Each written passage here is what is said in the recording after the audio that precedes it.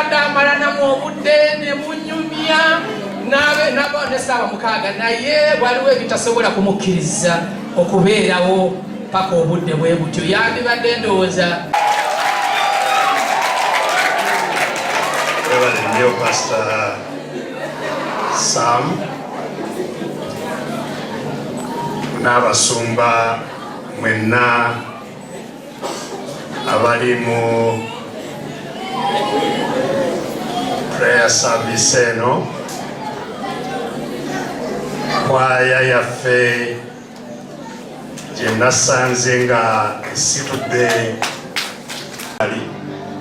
nabadde ku Northern Bypass nensanga nga nsigale era nga waliwo jaabu muyitirivu etukwatira muli munda.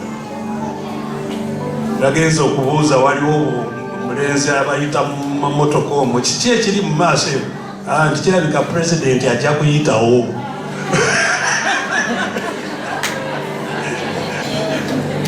Kale waliwo embeera bwetyo nti omuntu omu bw'aba ayitawo abalala tebakola ki? Bo tebatambula.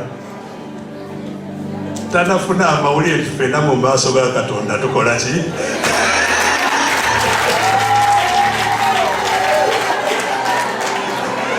Ajja gafuna.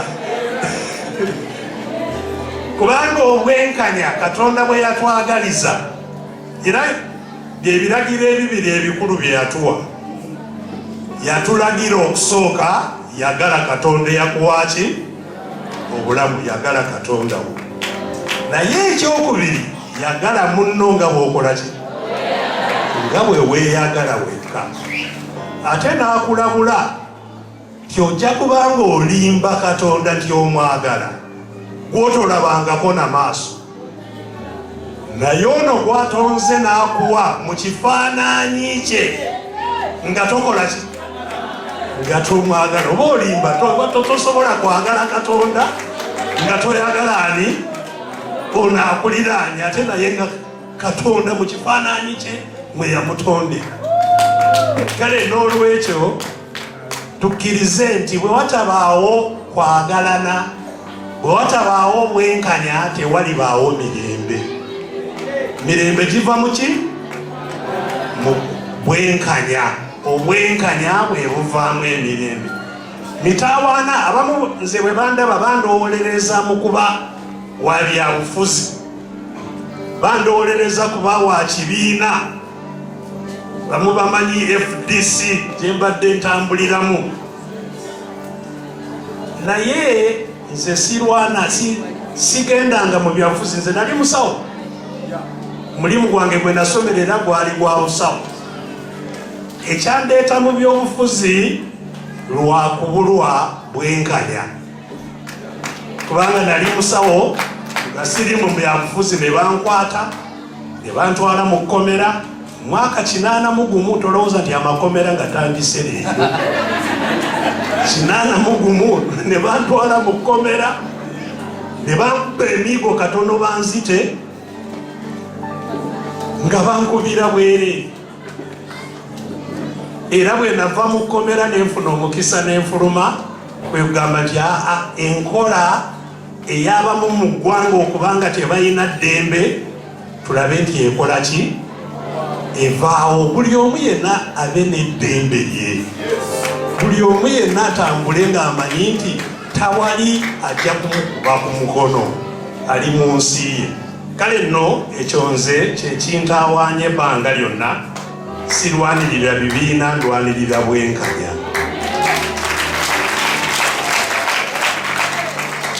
Ffenna batusoloozamu emisolo naye gikolera batono, abalala tegikola ki? Tegibakolera. Bw'olwala toyina gyokola ki? Gyonjanjabisa. Oli n'atwala ezizo ye n'azikozesa zimujanjabe ebweru. Ali ku zizo. Gwe n'olwala n'obulwa gyokola ki? Abaana bafe okusoma. Abamu basoma, abalala tebakola ki? Tebasoma naye nga ssente zezimu. Enguudo, osanga enguudo ennyingi teziyitika. Bazitutte ssente kukola omwabo mu enguudo ezaabo mwe banaakola ki? Mwe banaayita. Kale twagala bwenkanya, eggwanga lisobola. okutambulira awamu nga ffenna tuli bantu ba Katonda nga tweyagalira mu ebyo ebyobugagga ffenna bye yatuweera awamu bituyambe okubeera obulungi. Nolwekyo neyanziza kubeera wano, buli lwembeera wano nsanyukira ddala.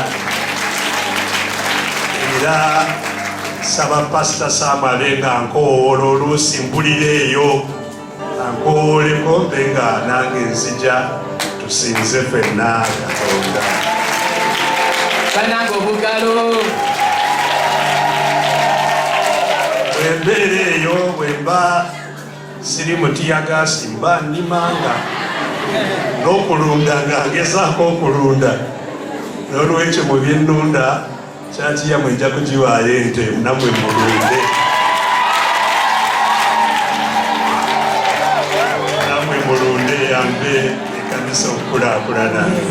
Mwebale nnyo Mukama bampeera omukisa. Mwebale. Mukama lyebaza. Nali kunyonnyola omusajja omu n'aŋŋamba, manyi mwe lwaki musinza Katonda abaddugavu kuba muli baavu munoonya ssente. Nedda tetunoonya ssente. Tulina abagagga nga beetuga, tulina abagagga nga emirembe tebalina, tulina abantu nga bazimba amayumba ku busozi obusozi obwo bwonna nga ssente banzibe. Naye oba olina katono oba olina nyingi, ekyo eyo si nsonga. Okusinza Katonda oba olina ssente oba tolina ssente, eyo si nsonga. Katonda ayagalira ddala abamusinza mu mwoyo ne mu mazima. Kansembeeyo kati mumanye ekintu kye bayita obunanfuusi y'engeri gy'olabikamu olwaleero naye enkyanga oli muntu mulala kamiliyoni. Olaga wano nti n'okyuka okwo si kusinza. Okusinza kiraga, okusinza kirabo kya Katonda, okusinza bulamu bwa mwoyo gw'oli mwoyo, kyekyo ky'okolera ddala lifestyle yo, oba wali wakulaba oba tewali akulaba. Kansembezeyo ddala na kano nti oyagala kumanya ki ky'oli. Bino obulamu bw'olimu olwaleero bubuzaabuza, ky'oli olwaleero kibuzaabuza. Naye oba oyagala kumanya ki ky'oli, ekintu ky'okola ng'omuntu nga weesibidde mu nju nga tewali akulaba, ekyo ky'oli. Bayibuli egamba ng'omuntu bw'alowooza era bw'atyo bw'ali. Olunaku lugenda keera lumu twemerere mu maaso ga Katonda. Nze nalokoka obulamu ne mbuwa Yesu, era ebyange byonna yabitwala. Ennyumba yange gy'eri mu ggulu. Njagala okutwala akaseera kano okwaniriza abasumba before I welcome